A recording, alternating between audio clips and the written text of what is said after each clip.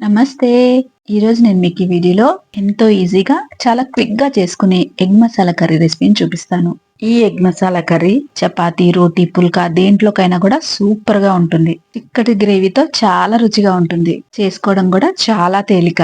Late చేయకుండా ఈ రెసిపీని చూసేద్దాం. ఈ ఎగ్ కర్రీ కోసం ముందుగా మసాలాను ప్రిపేర్ చేసుకోవాలి. దానికోసం మిక్సర్ జార్‌లోకి ఒక దాల్చిన చెక్క ముక్క, ఒక 2 ఇలాచీలు, ఒక 4 లవంగాలు, ఒక చిన్న జాపత్రి ముక్కను వేసుకోవాలి.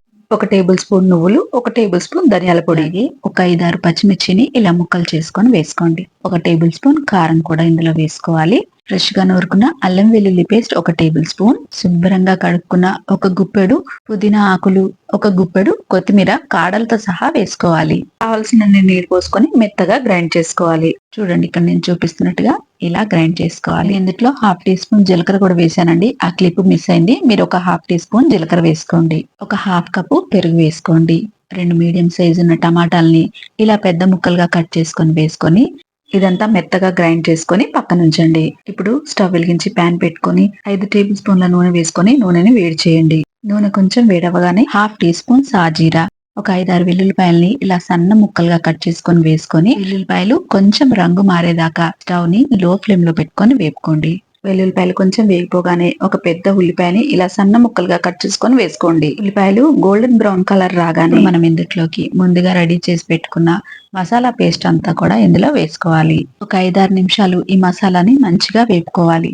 వేగిపోయిన ఈ మసాలాలోకి ఒక టేబుల్ స్పూన్ ఉప్పు, అలాగే 1/2 టీ స్పూన్ పసుపు వేసుకొని ఇదంతా కలిసేలాగా ఒకసారి కలుపుకోవాలి. ఒకసారి కలిపేసి మూత పెట్టి స్టవ్ ని లో ఫ్లేమ్ లో పెట్టుకొని 3 నిమిషాలు ఈ మసాలాని మగ్గనివ్వాలి. చూడండి, మసాలా మంచిగా మగ్గిపోయి ఆయిల్ కూడా అంతా సపరేట్ అయిపోయింది. ఇప్పుడు మనం ఇందులోకి నీళ్లను పోసుకుందాము. ఒక 1/2 కప్ నీళ్లు పోసుకోవాలి.